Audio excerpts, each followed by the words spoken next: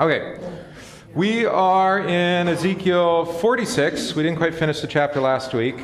Remember, we talked about what's interesting about what Ezekiel presents is he's like this transition period, right? Where it's not quite the same as the Levitical priesthood and the way the priesthood was exercised under Moses and the Torah, but it's not quite what we see in the New Testament and especially in the Revelation 21. So he's kind of in between, and the in-between figure here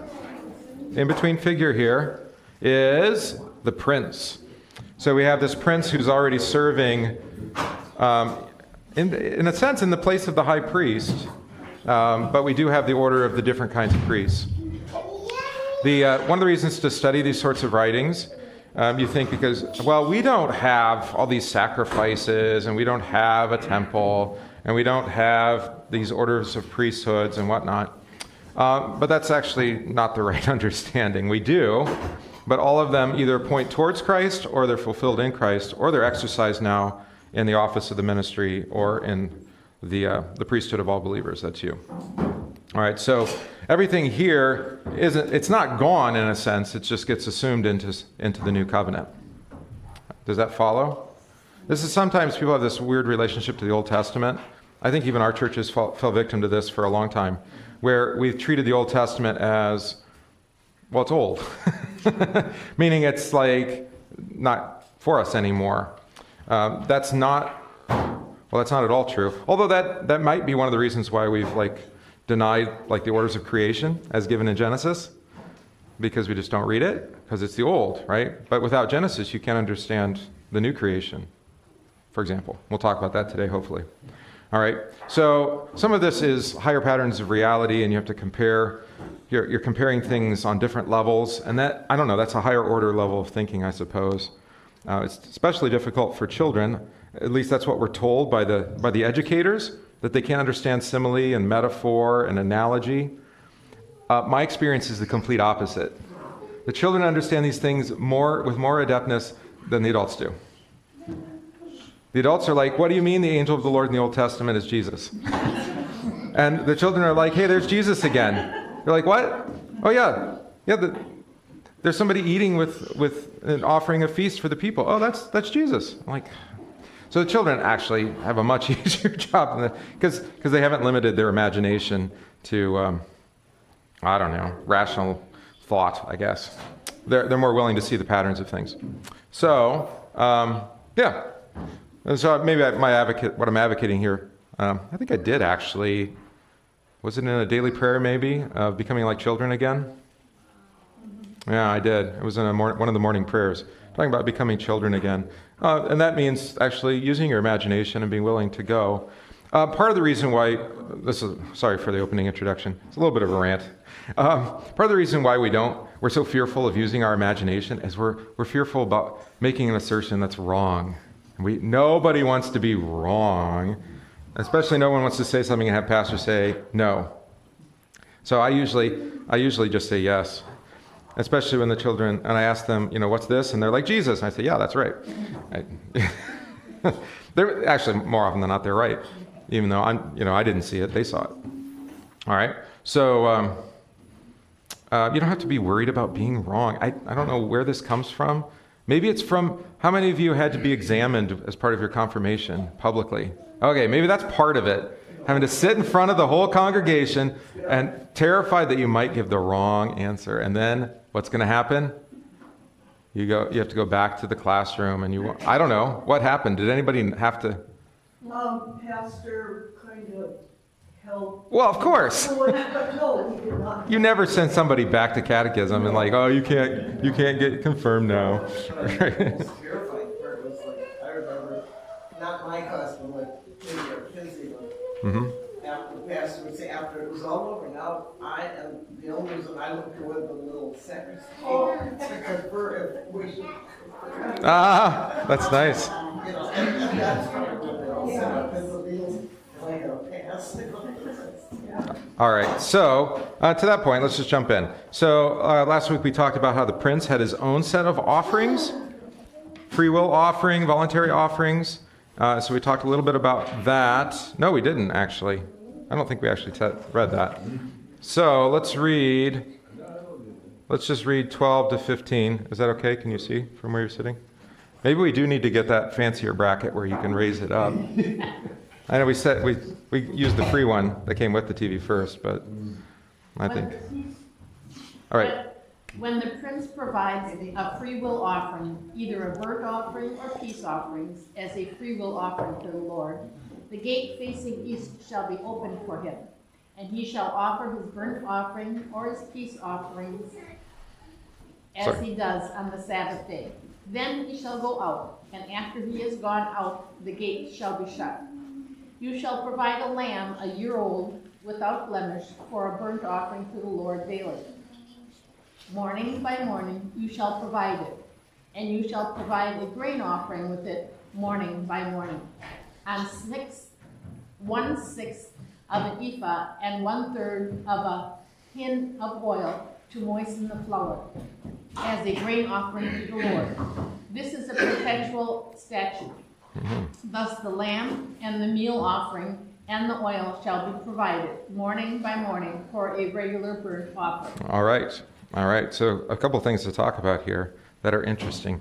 By the way, the other problem that we have sometimes with our imagination when we read these is like, now wait a minute, is the prince the picture of Jesus, or is the daily sacrifice of the lamb a picture of Jesus, or is the bread? I mean, so part of the problem is that what our rational minds want to do is say there's always a one-to-one correlation of everything, and Jesus is like, no, actually, as you've heard me probably preach, I'm the sacrifice.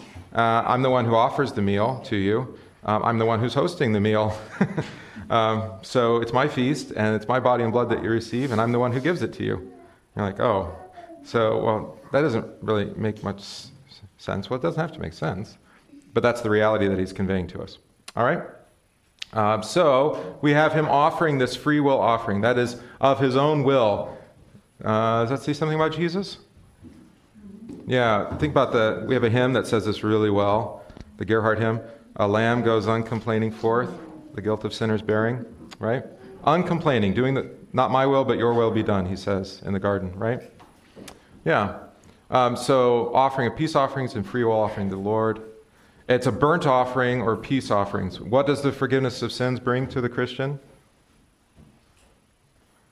One of the things it brings is peace between who and who?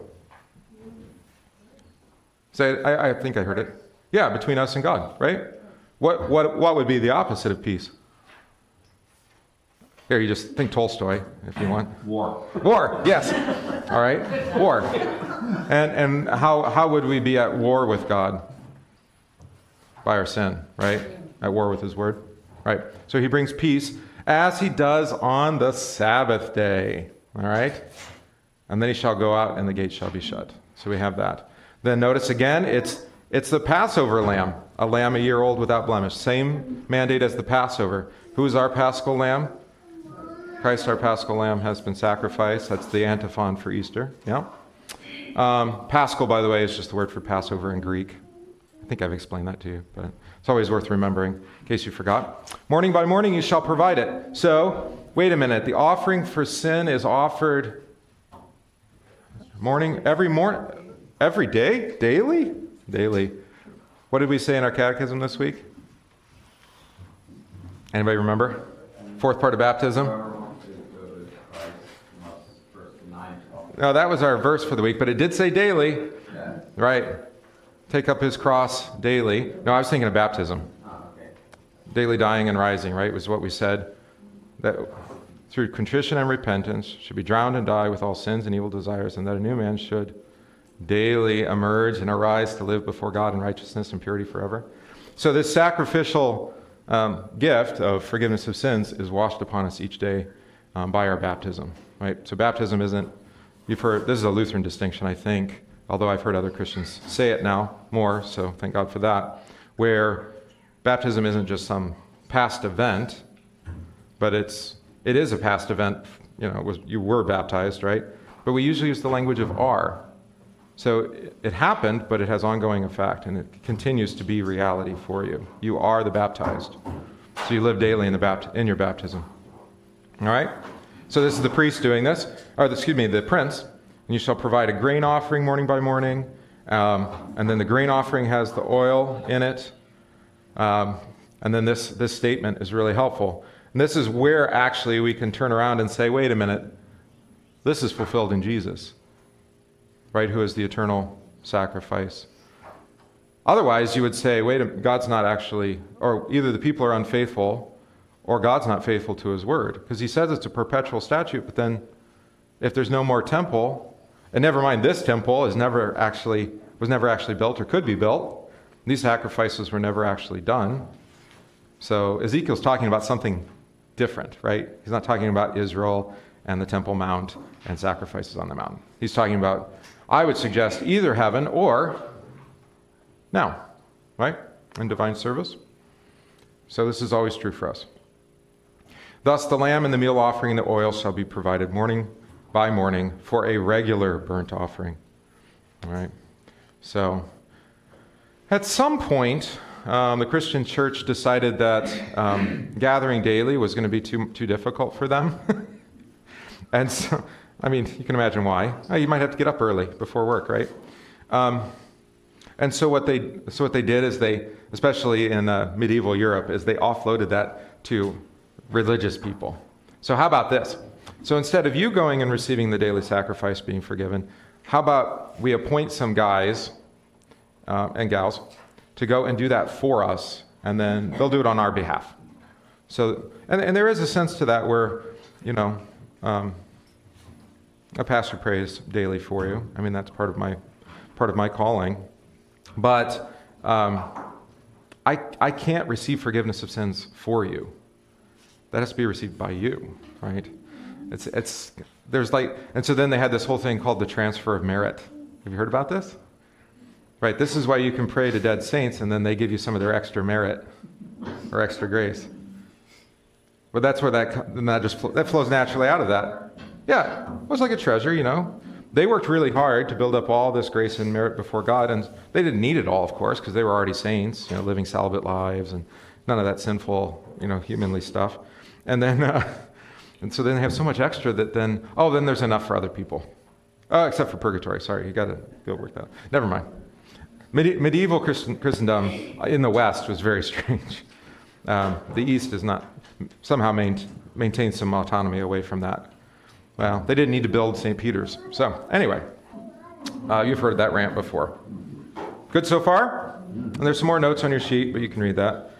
And then we're going to talk about property rights. All right? So here we go, 16 to 18. Thus says the Lord God, if the prince makes a gift to any of his sons as his inheritance, it shall belong to his sons. It is their property by inheritance. But if he makes a gift out of his inheritance to one of his servants, it shall be his to the year of liberty. Then it shall revert to the prince. Surely it is his inheritance. It shall belong to his sons. The prince shall not take any of the inheritance of the people, thrusting them out of their property. He shall give his sons their inheritance out of his own property, so that none of my people shall be scattered from his property. All right. So we have property rights here. And if you remember, it's many weeks ago. Let's see if I can find which week. I gave you a map.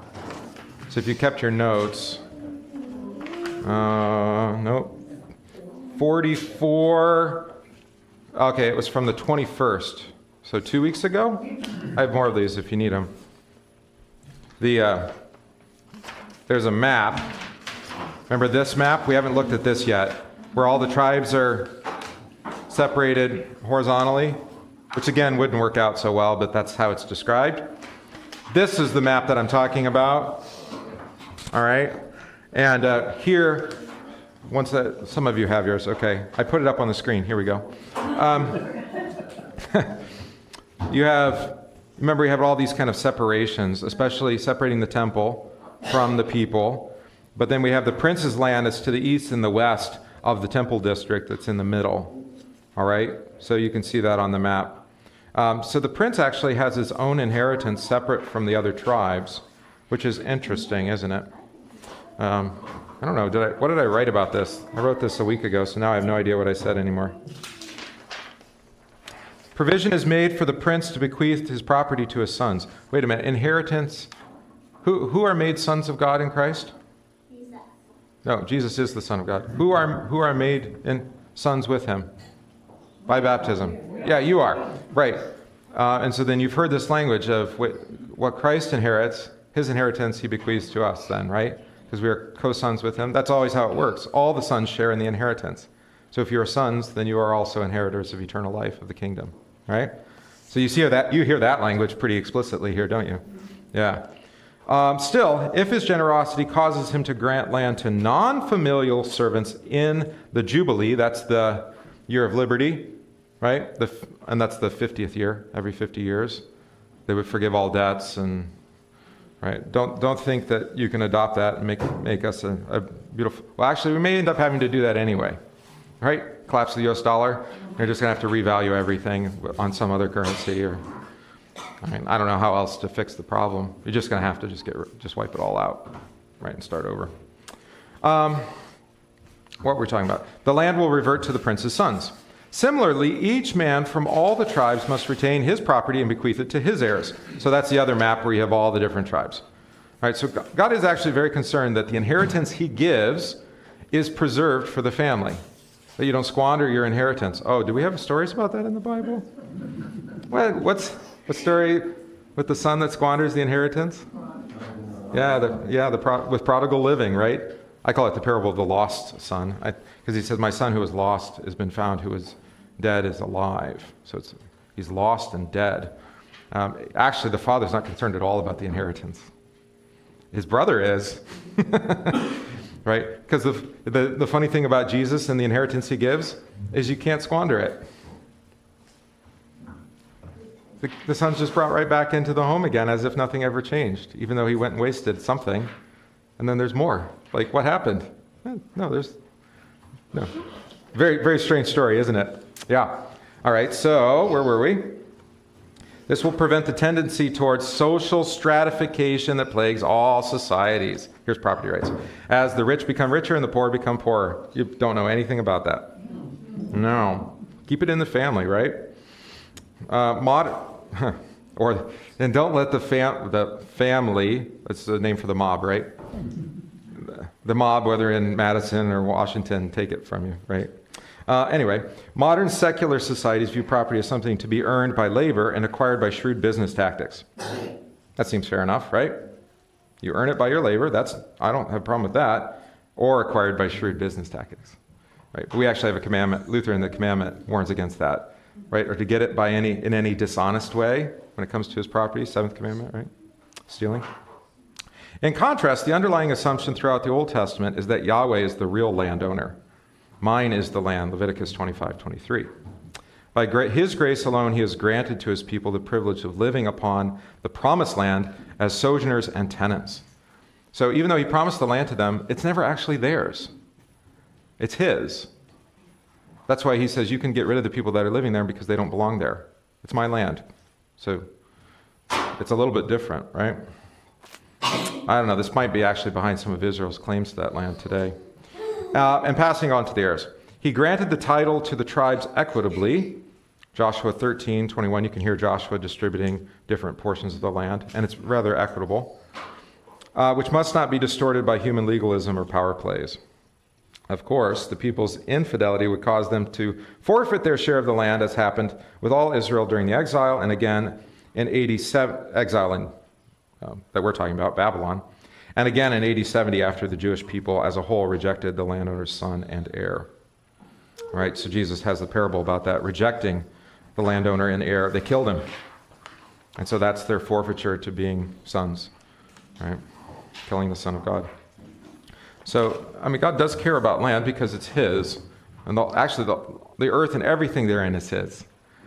Right? And people, by making a claim, what I've been seeing this meme this week, I don't know every once in a while memes just kind of pop up and people get caught up on an idea. They're like, well, wait a minute, if you have to keep paying property taxes on a home that you've paid off, is it really yours? No. Well, of course not. You don't pay That wasn't fair. Ask I've been trying to talk about stuff. Yeah, you do talk about this stuff. American Indians?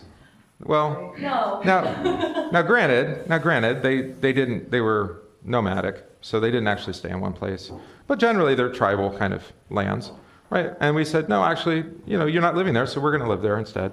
There was a story in UK. A guy was squatting on a home while the guy was he was ill.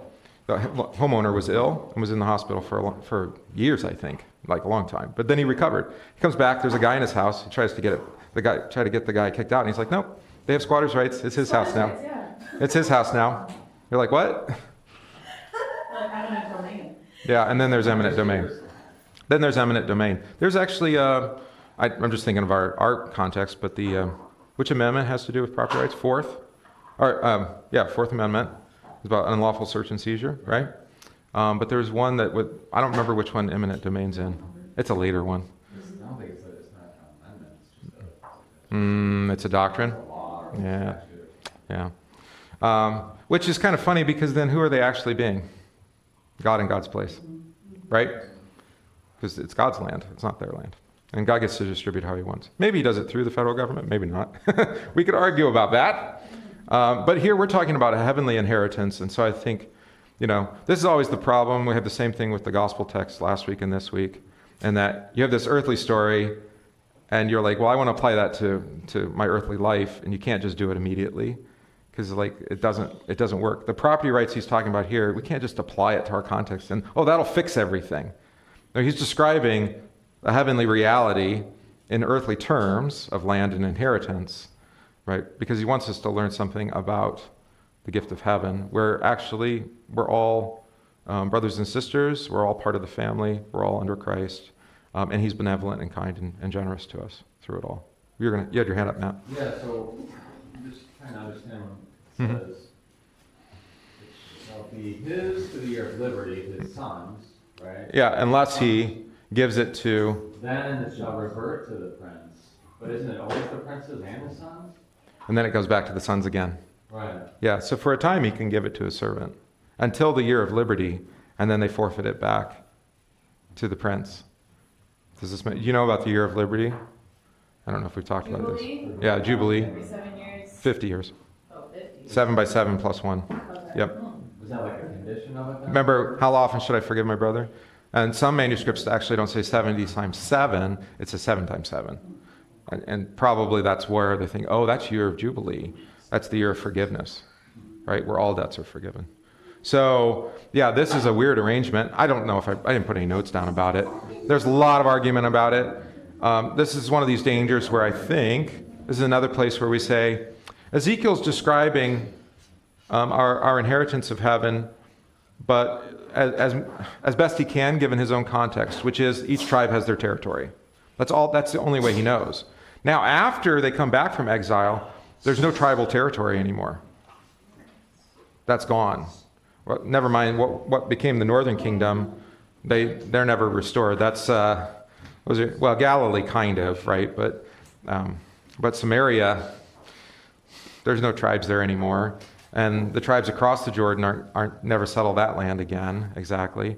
And Israel is it's Judah or Judea. Judea is kind of two tribes, Judah and Benjamin, but it's basically anybody who wanted to come back after Babylon, because a lot of people just didn't want to come back. We're Babylonians now, effectively, not by nation, not by, right? So after the exile, it's a lot easier for Jesus he doesn't talk in terms of tribal inheritance the same way that Ezekiel does, but that's what Ezekiel knew. That make sense? Yeah. So we all have the same inheritance in the resurrection. We're all part of the same kingdom. And that princely land and the priestly land, actually the boundaries are lost, like in your picture, the one of the temple district right here, the holy contribution. All of these boundaries actually disappear in the resurrection. There's the Lamb on his throne, and then everybody is surrounding it. And there's no description of these sorts of you can only go here and you can only go there. And that's a border, and that's where you need to put up razor wire and all that kind of thing. Right? Right. Yeah, exactly. Well, because all the tribes are gathered, even the lost ones. Yeah, and it becomes one tribe, one nation, one people. Yeah, because we have one Lord and God. Mm-hmm. That's always the problem with tribalism. We call it, the isms are usually the negative, right? Tribalism is kind of the negative. Being tribal, like there's the tribe of Matt and Allie, the Trinkles, right? And they have their land. And don't go over, unless you're welcomed in. Otherwise, he's on the porch with the shotgun, right? So, well, I mean, it's part of his duty to protect his own, right? His property and his land, right? I think Clint Eastwood in Gran Torino. Have you seen that? Get off my lawn, that kind of thing. He's lost that. He's no longer. His tribe is gone. He's the lone guy. But that tribalism is part of sinful nature, where it goes wrong. Like that there's distinction between ethnicities, not a problem. New Testament, they all come to Pentecost. God preaches the gospel to them through the apostles in their native languages. They go back to their homes and they live within the cultures that they have, but now as Christians. Not a problem, right? It's only a problem when you're like, well, I can't understand you. This is why, actually, as far as Christendom, that language of Christendom, like one church on earth, that was is the goal, ultimately. Well, we'd say one church in heaven.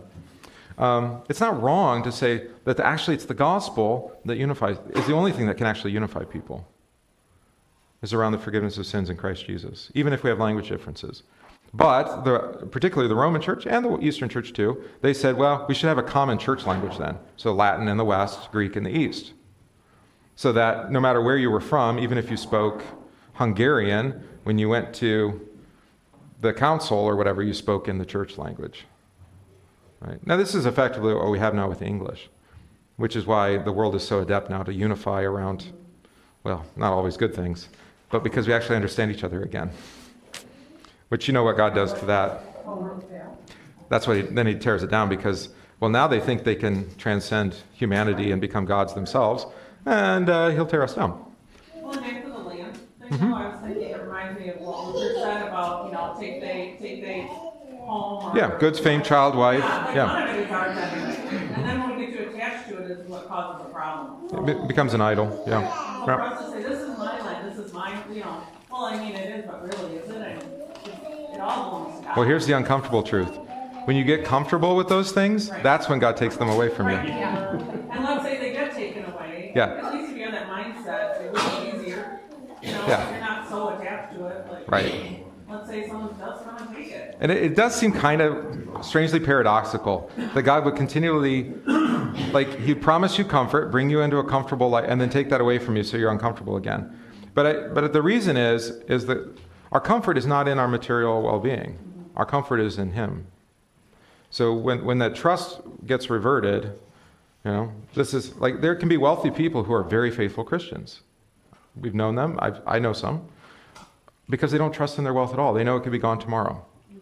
Right? And they live in that kind of spiritual way about it, even though they're quite wealthy. One of the ways they can do that is also be very generous, so they don't hold on to it too tightly. So they give it away, and it may last a few generations, but they're not going to be Rockefellers or who are the banking family or something, right? These people that can maintain, well, ultimately the royal family is probably the best example, right? Where they've maintained wealth for 800 years or something, right? Probably the wealthiest people in the world. We just don't know it because it's through all shell corporations and things, right? All right. So, but I mean, we can get all hung up about that and be like, well, that's not fair and all this sort of thing. It's really missing the point, right?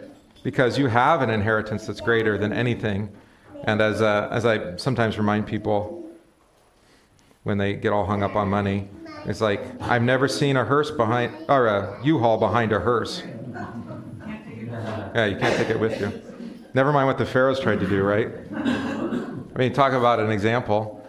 There's these dry bones and all their stuff. All right.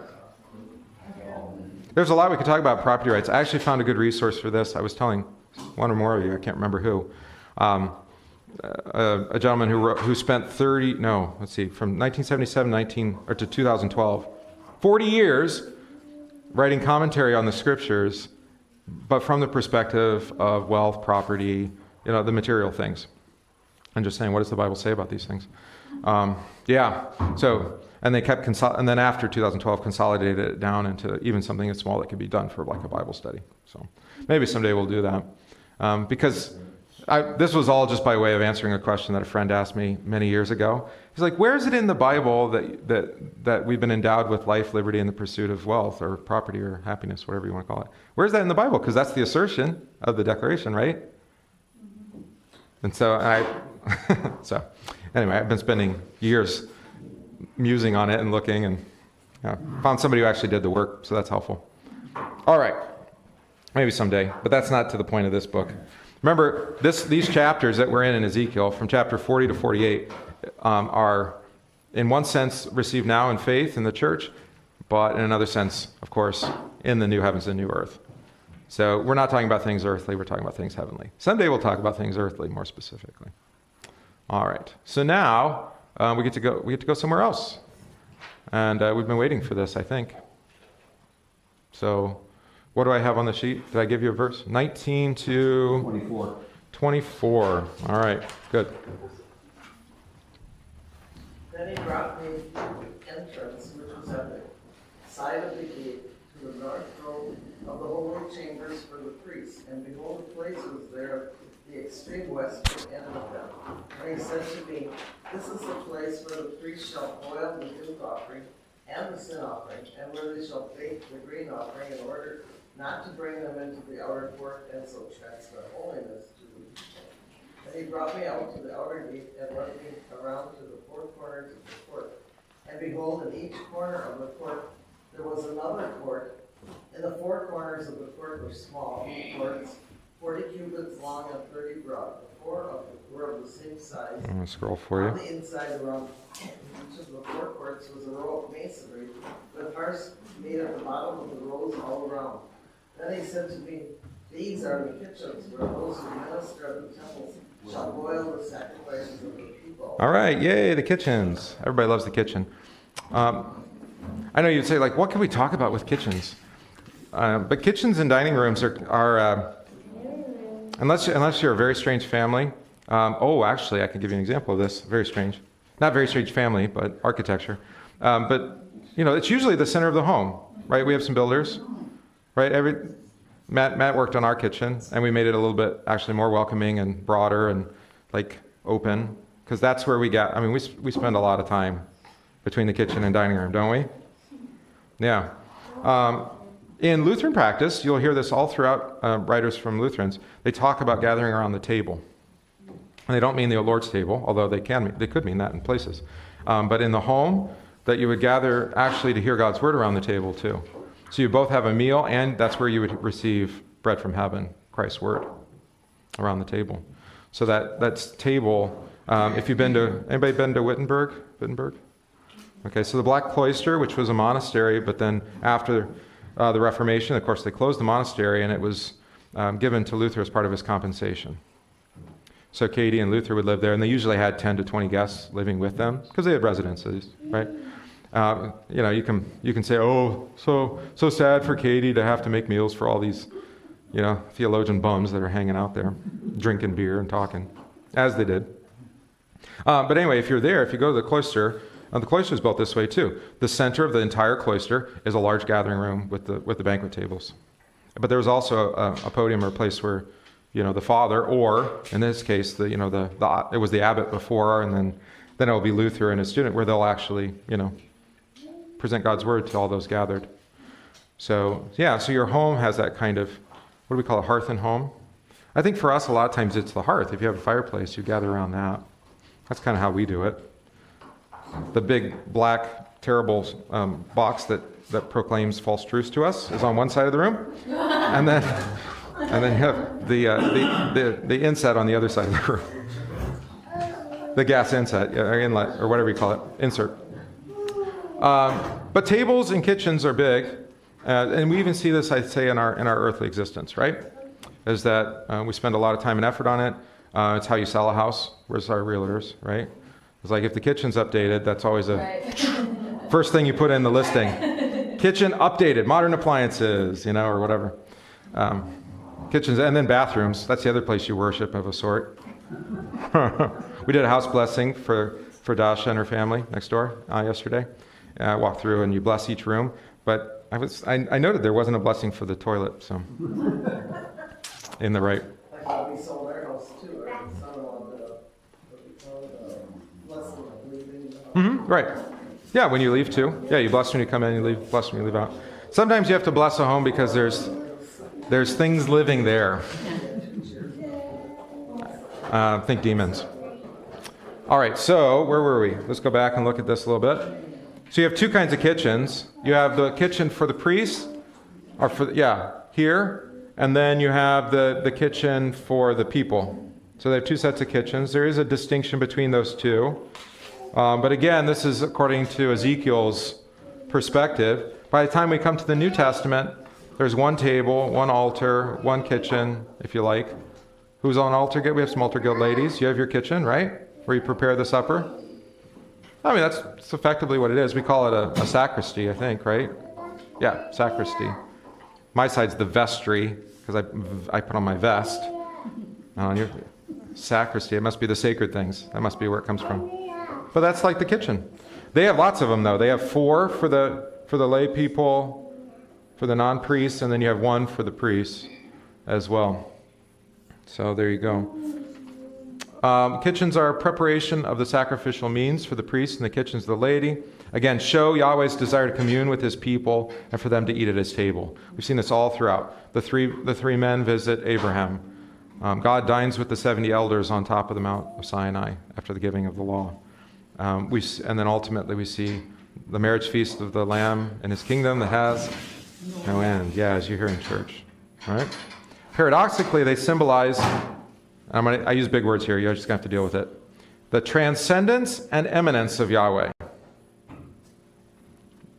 All right, I'll explain that in a minute. He is concerned for the sanctity of the divine residence, that everything accords with his divine glory. However, by eating at Yahweh's table, the Israelites celebrated the covenantal peace with God and delighted in fellowship with him as with the Lord's Supper. So transcendence, we usually describe in terms of vertical, right? Transcend, or, to go over heaven and earth, right? To transverse that barrier. And then eminence is horizontal, presence. So eminence is God's presence, transcendence is his otherness. And of course in Jesus, the two are the other, right? Glowing face, clothes as white as any bleacher could bleach them, right? As Luke says, right? On Mount Transfiguration, and yet then that all is removed, and who do you see? The man, Jesus, who's present and who can give you a hug and take you up by the hand, or can feed you, or what else does Jesus do? Sow seed, whatever. So both are actually brought together in the meal. And this is how we actually say this in one of my favorite communion hymns, which is new to us here in America because it wasn't translated until the 1969 hymnal supplement. Did anybody use the 1969 hymnal supplement to the Lutheran hymnal? Yeah, probably. You had to mimeograph off the hymns, though, unless you bought print copies. Mimeograph, remember that? Blue ink on your fingers? I'm old enough to remember that, which is strange, I suppose. We did get a copier probably when I was in second grade or something like that. A Xerox. Everybody, I got a Xerox machine. No more blue ink everywhere. And overheads. Okay. Sorry, I'm dating myself. What was I saying? Oh, yes. Thank you. It's called Wide Open Stand the Gates, Adorned with Pearl. It's written by Wilhelm Leah. I have a picture of him in my office. He was one of the 3 founding members of the Lutheran Church Missouri Synod, although he never came to America, but he sent missionaries. That's like incendiary missionaries. They didn't come to burn things down.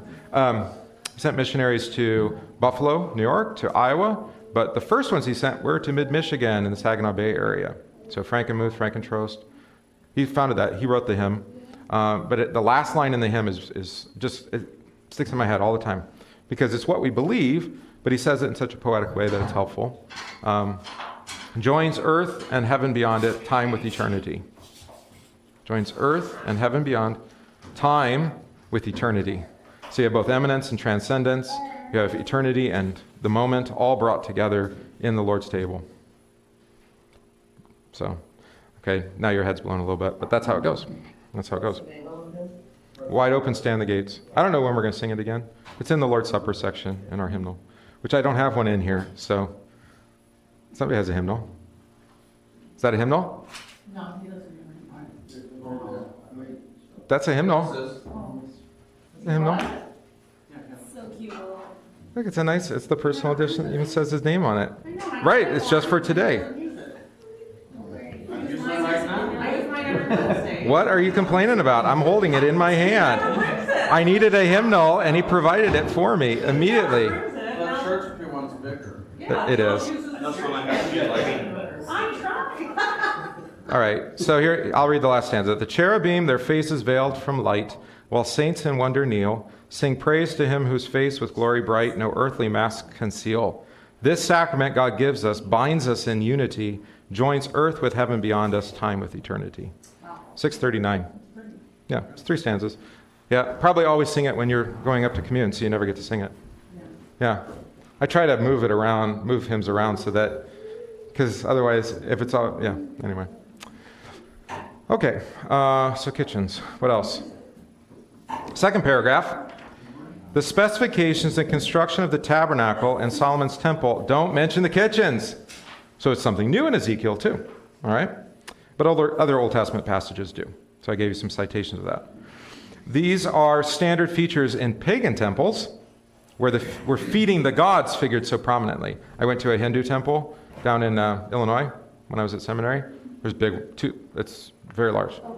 Yeah, Hindu shrine temple. They have 2 actually, they're right next to each other because there's different Hindu traditions. So one's made out of limestone, one's out of sandstone. It's very interesting. So white and orange. And they have a little walkway between them, but you go in and then you, depending on which way you go. But that's what they believe. And there's so much food. You come and you bring food and you leave it at the altar to whatever God you worship. Or if it's their feast day. And you leave the food. And then when we're leaving, I mean, we're all talking, like, what are they going to do with all that? It's produce, mostly. What are you going to do with all that produce? And there's a counter when you walk out, and the guy's like, you need some. Like, what? So you go and offer to the gods, and then when you're leaving, you get yesterday's. And they're just handing it out. Because they don't need it all. Yeah, I know, it's very strange. But that's what they believe, that God needs to be fed. Now, New Testament, Psalm 50, right? Do I eat the flesh of bulls or drink the blood of goats? The Apocrypha Daniel story, or what's it called? I don't know what it's called, but it's not in the Bible, but where they were feeding was it a dragon or something? Oh, Bel and the dragon? Maybe, I don't know. You'll have to find it for us. Right? Yeah, pagans do this all the time. It's always, because the direction of worship is your service to God. So one of the things you have to do for God is make sure he gets fed. Otherwise he's going to be mad at you too, just like Dad, right? Don't make dinner, things not going to go well at home, right? Sorry. This is the other way. God feeds us. And Psalm 50 is explicit. He doesn't need our food. Like, they're already his anyway, he says in Psalm 50. Right? All the earth is mine anyway, so why would I need you to offer it to me? Offer to me the sacrifice of thanksgiving. And make your vows to the Lord, right? Call upon my name, right? That's the sacrifice that he wants from us. Now, all of these sacrifices are appointed by God, the ones in Leviticus in particular, but to teach us of Christ and his sacrifice for us. And so then, now the sacrifices are no longer to appease for sin, because that we could never do that anyway. We'd have to there's no end to it, right?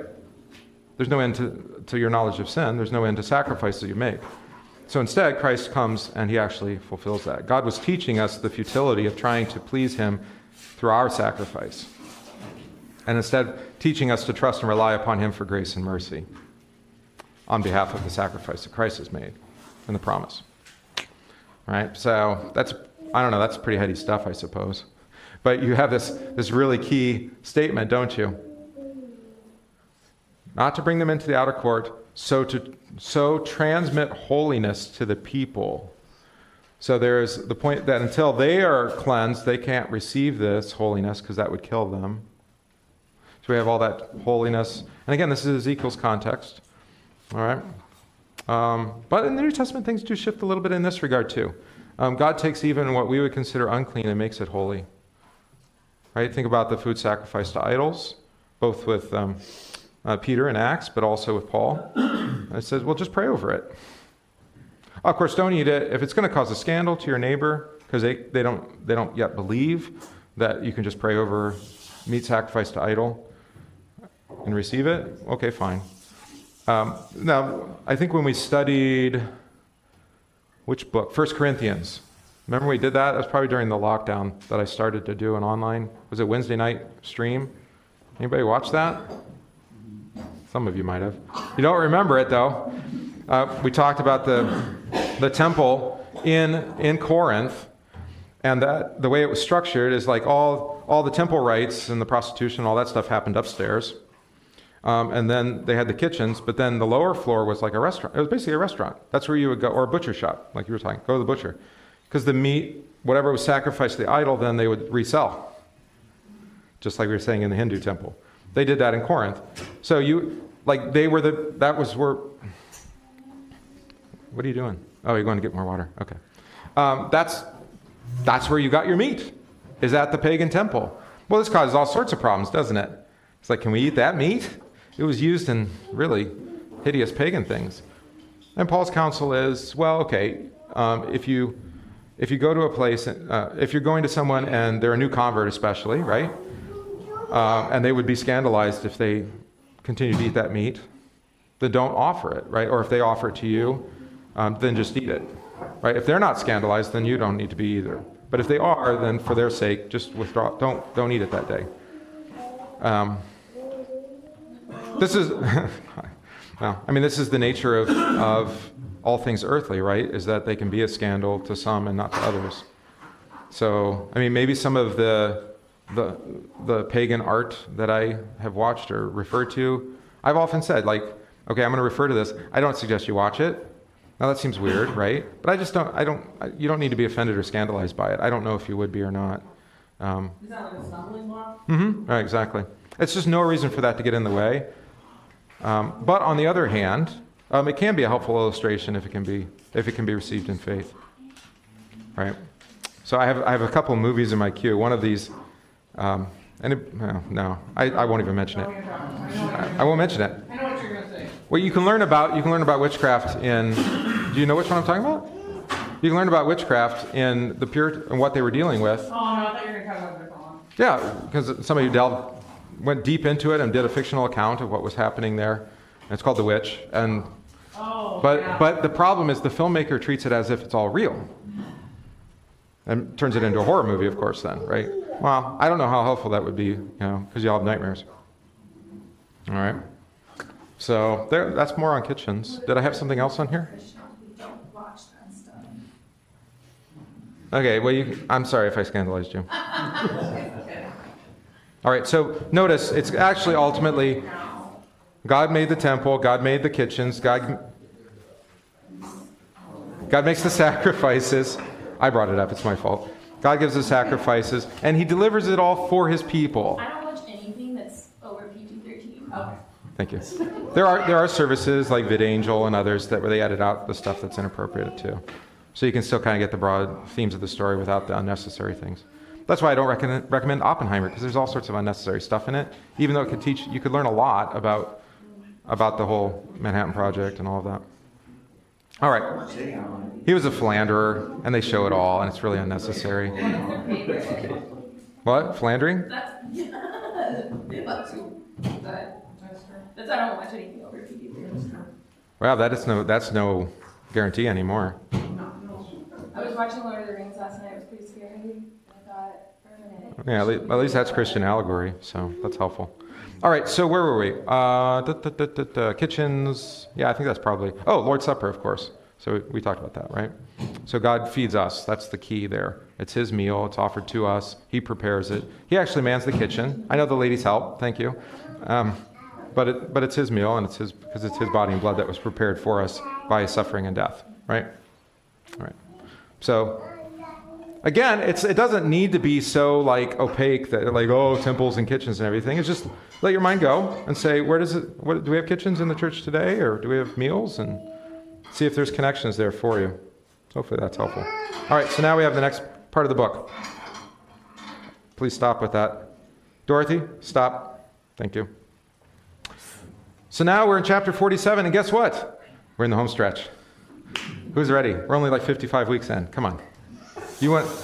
It'll take us a few weeks to get, it'll take a while to get through 47, 48, because it's so brilliant. So brilliant. Again, remember 40 to 48, those chapters are condensed and in a very helpful way in Revelation 21, 22. And now in light of Christ. So, as we talked about, as you go from Leviticus, the rites and rituals diminish with Ezekiel. There's many things left out. There's a few new things. Then we get to Revelation. It's so condensed that it's all just Christ.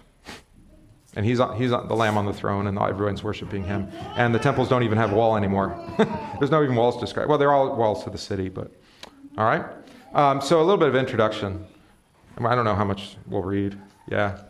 I'll give a little introduction, and we'll just have to jump in next time. So that, like a teaser. Yeah, exactly. So all the rest of the book is a vision of the new land, confirming that chapter 40 to 48 has been otherworldly and eschatological. So sometimes you have to backtrack. So you're like, are we talking about heaven now? And then you get to the end, you're like, oh, clearly this was heaven the whole time. So you go back and you might have to reread things based off of what you saw. The vision shown by Ezekiel, or to Ezekiel, is nothing that could be implemented by Ezekiel's fellow Israelites after their exile. It's not possible. Nor could it be implemented by Christians during the millennial reign of Christ on this earth. And we talked about that a bunch, especially with the Israel conflict. Christians that have gotten caught up with religious ideas about the need to support Israel, it's contrary to God's word. Genocide? Yeah, well, Gaza's just about wiped out, so now they'll get to go, oh, look. Oh, there's all this empty land. I think we can take claim to that now, finally. Even though we said it was ours back in 1967 when we fought that war. It's just like, why even get caught up in it? Because it's a thing earthly that actually, that land, apart from its history, its history is valuable to us. And I would actually like to visit and see some of these sites and whatnot. There's a great YouTube channel for this. It's Sergei and Rhoda, is what it's called, Sergei and Rhoda. And they live in Israel, and they're Christians. I think he's some kind of Eastern European. She's American, and they live there, and they do video tours. Still? Mm-hmm. Yeah, they're still there. So like we can Yeah, they have years of videos, so you can watch. They go to all sorts of sites. They go out to Capernaum, or they go to Bethsaida. The most recent one is the pool of Bethsaida that we read about in John chapter 5, right? We read that last week, 2 weeks ago, with baptism. In any case, yeah, remember, here's an easy way to understand why it doesn't matter. Ready? Okay, so say they conquer and they get the Muslims out and they rebuild the temple. What are they going to do? Why do they want to rebuild the temple? It's not for the hearing of God's word. Well, that's what the Christians say, but they haven't thought it through. No, they're going to offer sacrifices again. Contrary to what we believe, that Christ is the sacrifice for sins. You mean right now? That's why they want to, yes. And Christians who support this are like, wait a minute, you're actually saying you want Israel to start offering sacrifices again, now that they've already been fulfilled in Jesus. You're actually, Why are they in the first place? because they're fulfilled in Jesus. So they're reverting? Yeah. Right. Do we want them to go back to the old covenant? But the Jews didn't believe that they were fulfilled, right? No. So why did But they they've- stop?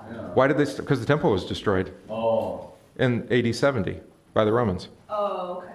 Oh, wow. And they already didn't believe it Oh, anyway. yeah. Okay. They were already living mostly in synagogues. They weren't actually doing the sacrificial system, only occasionally. Not everybody. Jesus is the temple, he's the So you have to deny all of that to tell Israel, go for it. We want you to. It is. You can thank Darby for this. We've talked about this before. All right. So if you want to support them because they're an ally, okay, fine. Oh, through NATO, you mean? Or what? Well, no, that they're kind of democratic, and they're probably the best thing going in the Middle East, maybe, except for, I don't know, Abu Dhabi or something. All the rest are run by monarchs and terrorists. So, okay, fair. I got that.